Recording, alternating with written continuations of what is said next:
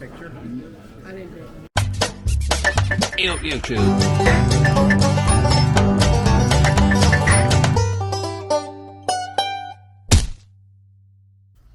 YouTube and good morning. I'm at a place called Gold Dredge number 8. So there is a tour at the minute, so I'm kind of, I didn't book anything, but the pipe is right here. So this is the pipe that I followed all the way to the top, and I tend to go and see it all the way down to the bottom, but that's how thick it is.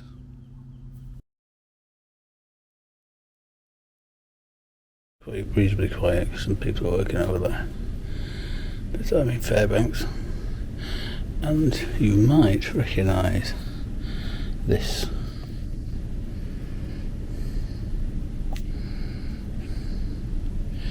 Yep, number 142. Here's the story of Chris. It was helicoptered out from the middle of nowhere because people was going to see it and dying. Everybody's heard the story of Christopher McCandless. Christopher was born on February the 12th, 1968 in Illingwood, California. He died August 1992, aged 24, on the Stampede Trail in Alaska, on the bus 142.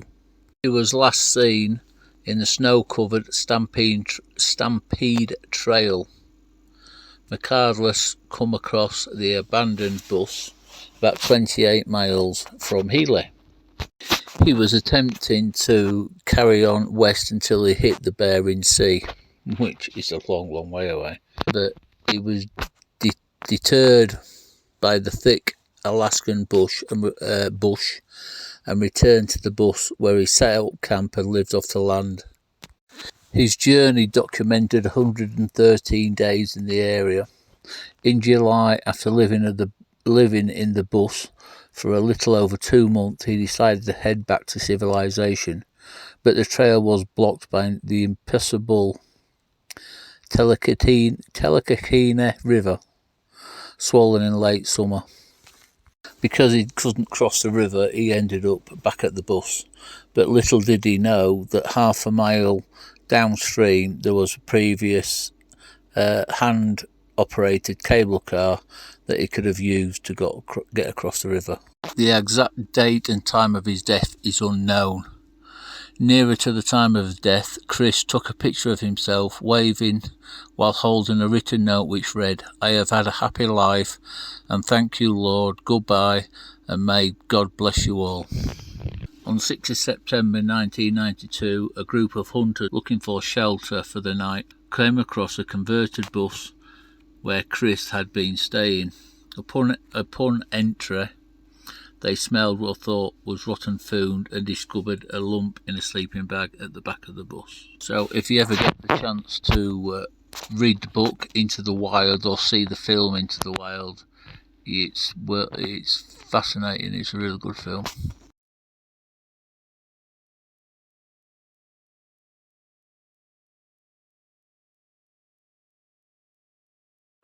On this Davidson train, and we're going to take a trip through gold mining history. Behind me is what a typical gold mine looked like here in Fairbanks during the peak of the gold rush. Once the miners had all their equipment in place, they would pick what they hoped was going to be a lucky spot on that claim, and they would dig an 8x8 foot shaft straight down through the frozen ground all the way to bedrock, as much as 300 feet down on some of the deepest claims. And if they were lucky and they hit that pay streak of gold at bedrock with that shaft, they would then start to excavate a side tunnel off of that shaft, following that pay streak of gold at bedrock, and that side tunnel was called a drift. They would signal their engineer up on the surface. At the signal, the engineer would engage his winch, lift the full bucket up and out of the shaft. It would travel up the line like you see it doing here, and that bucket would drop its contents into a pile of material like this behind me that is called pay dirt. Pay dirt is gold mixed in with sand and gravel. And what the drifters were looking for in this pay dirt was placer gold. P-L-A-C-E-R. Placer gold is gold that's been separated from its original lode source or its mother lode by natural erosive process. On the dredge, I'm going to hop off the train, get a drink of water, and I will talk to you from on board.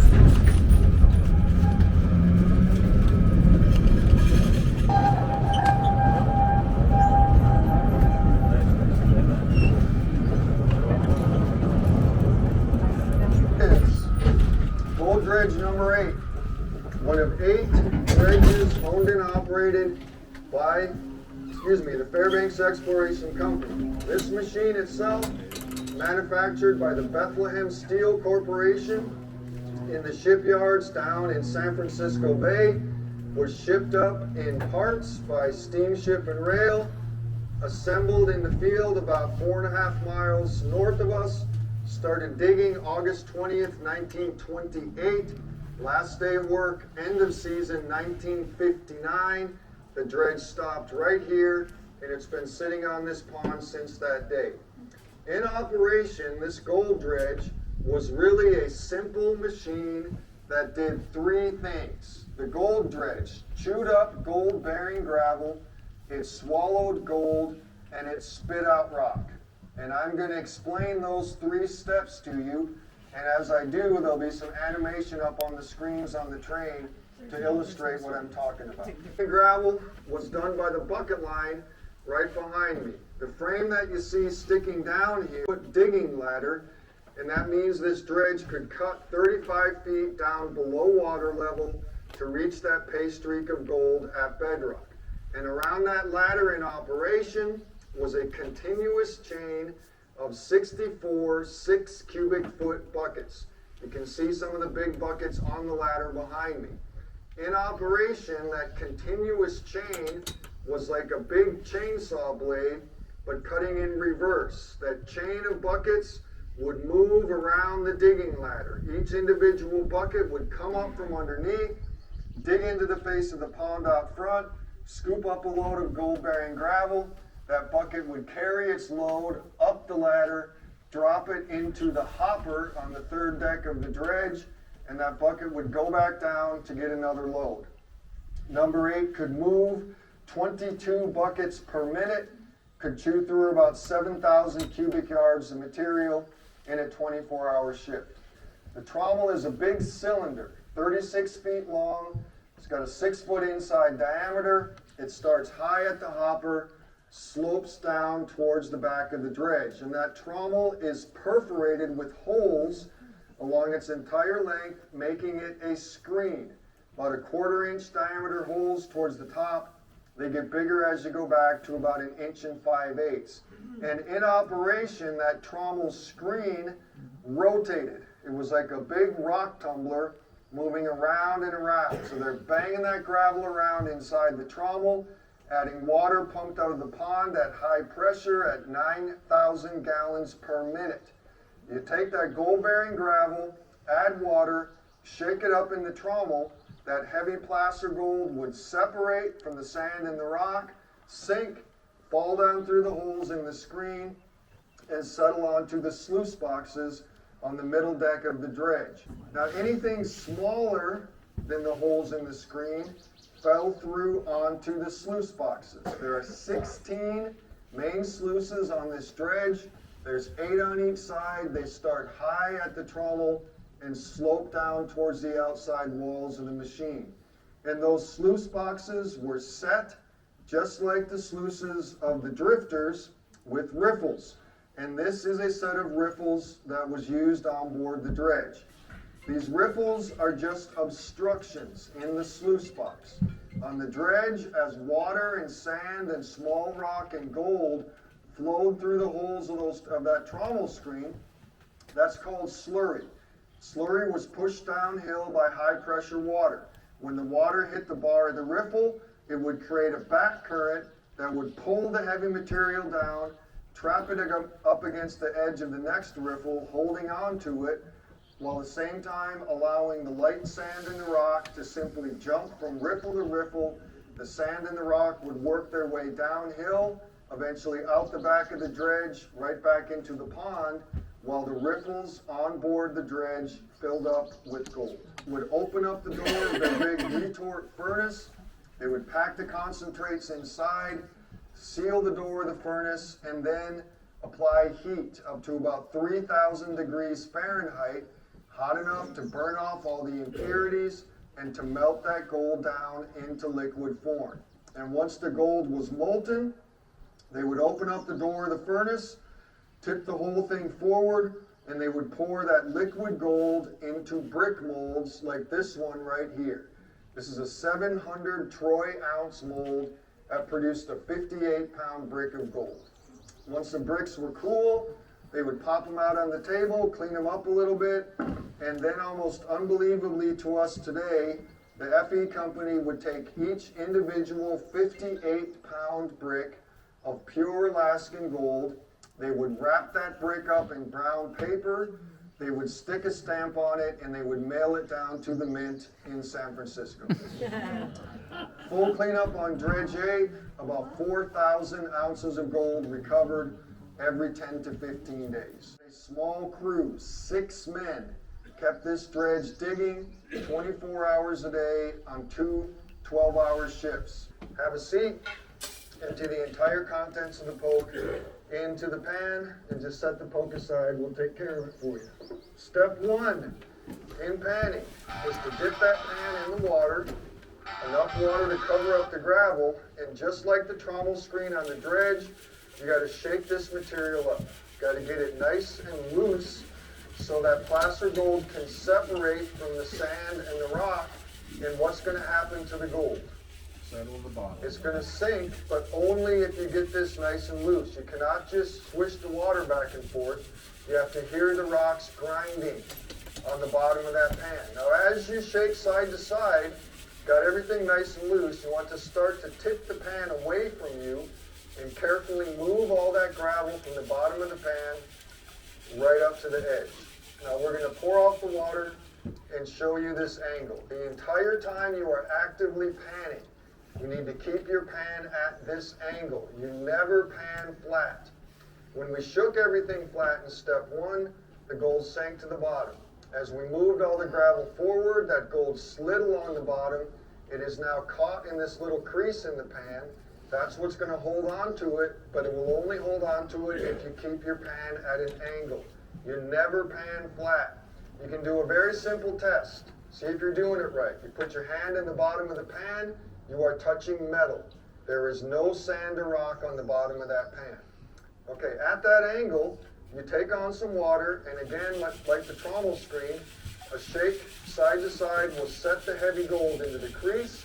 It will lift light material to the surface. Next thing you do is stop shaking, pour off the water. When the last of that water leaves, you keep your pan at that angle, and in one motion, dip underwater and lift right back up. And you will see the top layer of light material that you shook to the surface wash right out of the pan. You dip and lift without changing the angle of the pan. So you get some material moving, dip it 5 or 6 times, then you take on water, a little shake side to side, will set the gold into the crease, stop shaking and pour, hold that angle, and dip and lift. You let the water do the work for you. All you do is move the pan in and out of the water, and every time you lift your pan out, you should see some sand and rock leave. If nothing's leaving the pan, you got to increase your angle. Now, it's normal for people to be a little timid the first time they're panning because they're afraid they're going to lose the gold. Listen, every physical law of this beautiful universe that we live in is trying to keep the gold in the pan. You have to fight the universe to lose your gold. And the way that you do that is by getting impatient and physically shaking sand and rock out. If you physically shake stuff out of this pan, you're going to shake the gold right into the bottom of the trough. You have to let the water do the work for you. I'm going to take on water. Now, if you have any large materials, if you have big rocks in your poke, they'll start to build up on the surface. If you have rocks that aren't moving, you can carefully scrape them off the top and get them out. They get in the way later on. Okay, the shake, set the gold in the crease, stop and pour, hold the angle, and dip and lift, letting the water do the work. And you continue these steps until you get down to just about a spoonful of material. I'm almost there. I want to shake one more time, make sure the gold is set, stop and pour, and then dip and lift. And when you get down to this point, about a spoonful, you will see mostly sand in your pan and a few small rocks. And when you get down to this point, you are done actively panning. Okay, no more dipping and lifting. So here you can take water and you hold on to it, and for the last step, you can flatten your pan out. And using the water in the pan, you real gently just rinse over the sand and push it to the side. You swirl the water, and as that sand moves, you will start to see what the old-timers here called a flash in the pan. And that is going to be your gold. That's your color. When you see the gold, you'll definitely know what it is. The gold stays put, sand moves. You can rinse the sand out. You got nice clean gold. Now, if you get to the bottom of your pan and there is no gold there, it doesn't happen often, but if it does, let us know. We will get you another poke and we'll help you start again from the beginning. But if you do all that hard work, you get to the bottom of the pan, there's no gold, you can say to yourself, probably for the first time in your life, literally, are you ready for this? It just didn't pan out. The machine is listing towards the back quarter. We do again have some flooding on the main deck, but you can get on board second and third decks, and I will be up on the third deck later on. But as we come around the back of the dredge, you will see what was perhaps the most important part of this dredge, at least for the men working on board long 12-hour shifts, and that part is the outhouse, mounted right on the back of the dredge at the bottom of the steps, up against that anchor spud. Inside at the gold counter on display is a 19-ounce gold nugget. That's a $75,000 plus piece of gold. You are welcome to pick it up. You can feel the weight of that metal in your hand. That one you cannot take home with you, but you get a nice picture with it. Inside also complimentary coffee, tea, hot chocolate, box spring water, and fresh baked cookies from the camp kitchen. A lot to see inside and out. Turned into a beautiful afternoon here. I will be up on the dredge later on the third deck. If you have any questions, please do a final check around you. Don't leave anything on the train. And yes, I did just talk for 35 minutes straight. I want to see you guys stampede like you just got word of Felix. Let's go panning for gold. Makes a millions, not bloody lightly. Time to pan gold in an old pan.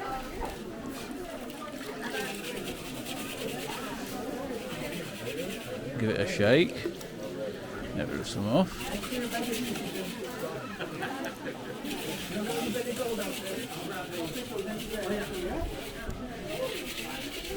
It's really hard to do this one-handed.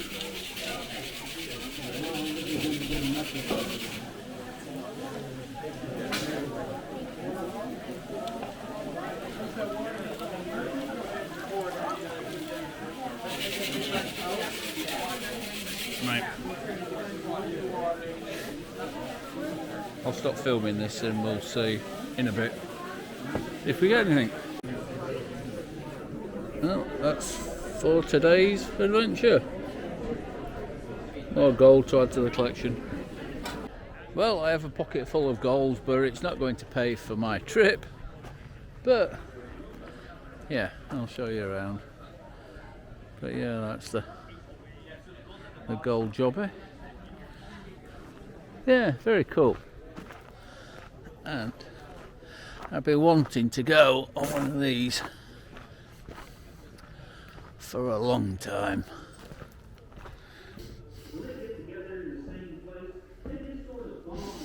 Oh, I love the smell.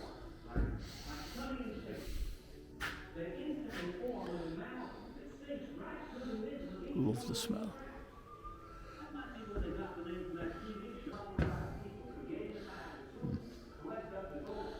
See if you see that stuff down there, look.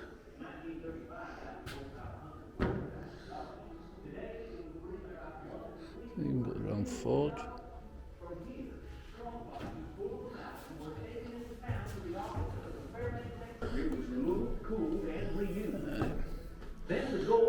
So there are all the riffles. Now there's a brick mold right there on the floor in front of you. That's 700 ounces of gold. Gotta get some work done around here. I got an extra finish. Thankfully, here on the dredge, stealing was never a big problem. And our safety record for serious injury is pretty good too. I didn't do it. Well, there's one who got a bad rip. So all the buckets go up there. Chuck all the stuff down here. This turns round. There's lots of water. And then the bigger rocks come out here. Go on to the conveyor. And then right up there and get spat out.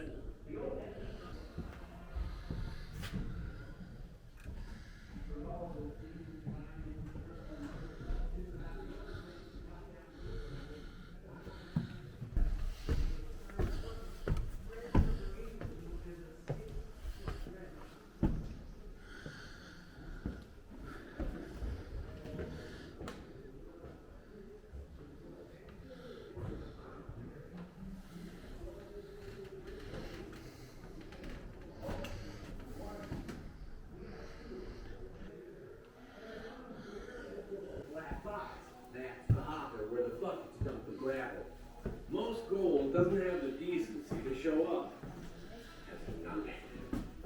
It's usually dust or tiny specks mixed in with a whole bunch of rocks and other useless dirt.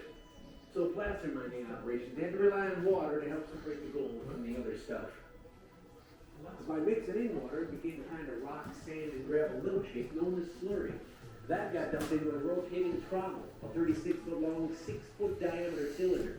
The gravel was stirred around through here and mixed with 9 smaller pieces of gold and black sand fell through the screens of the collection. Rumor has it he used to cut slits into the sky.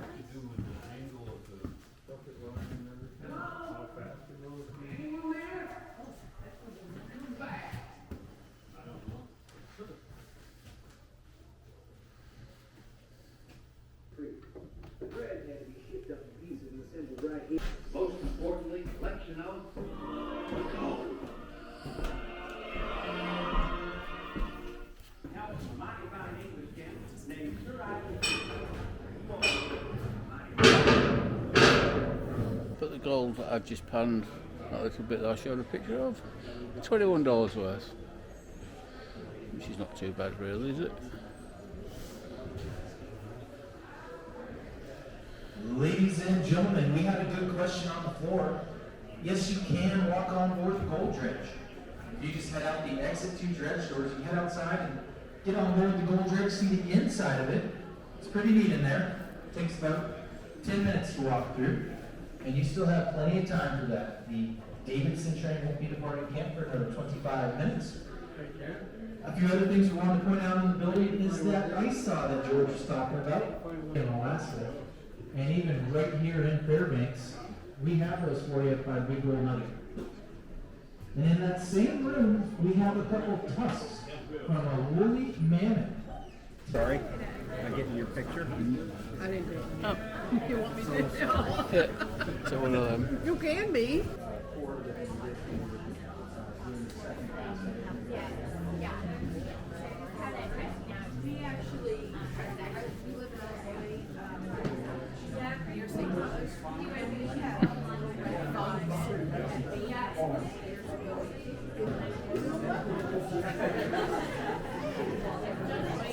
Silly fucking cow. Oh, the chainsaw.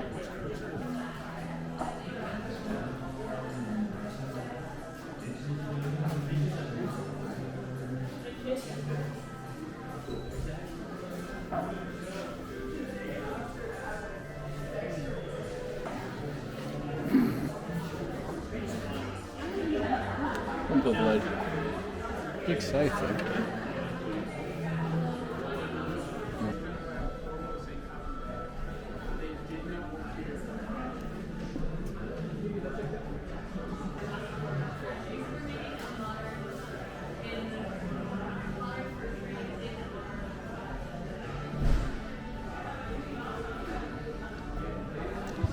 Suppose this still works.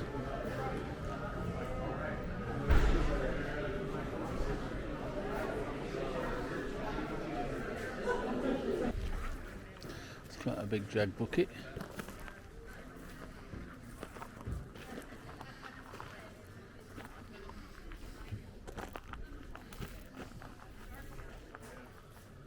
Well, time to get back on the train.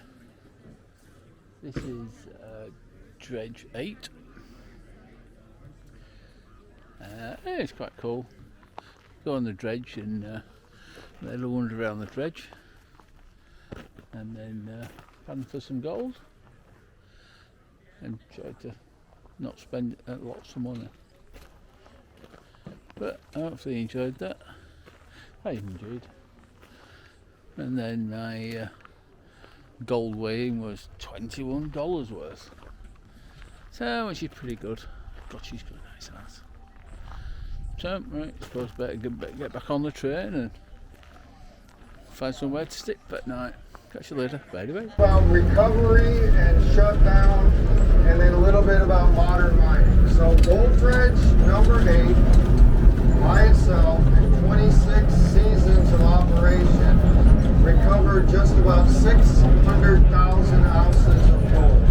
The entire fleet of 8 dredges combined in 34 seasons recovered just over 3.6 million ounces of gold, worth at that time $125 million.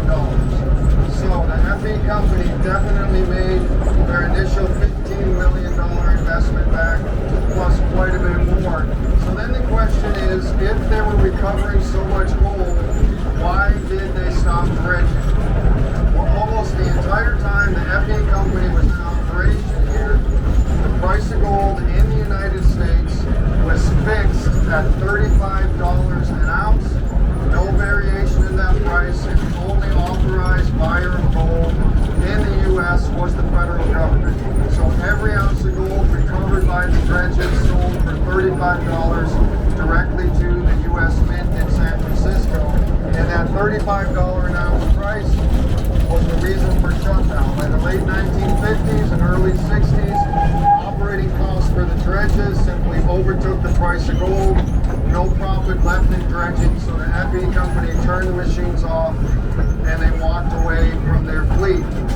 And number 8's been sitting on his lawn here since its last day of work in 1959. So the gold did not run out of the ground.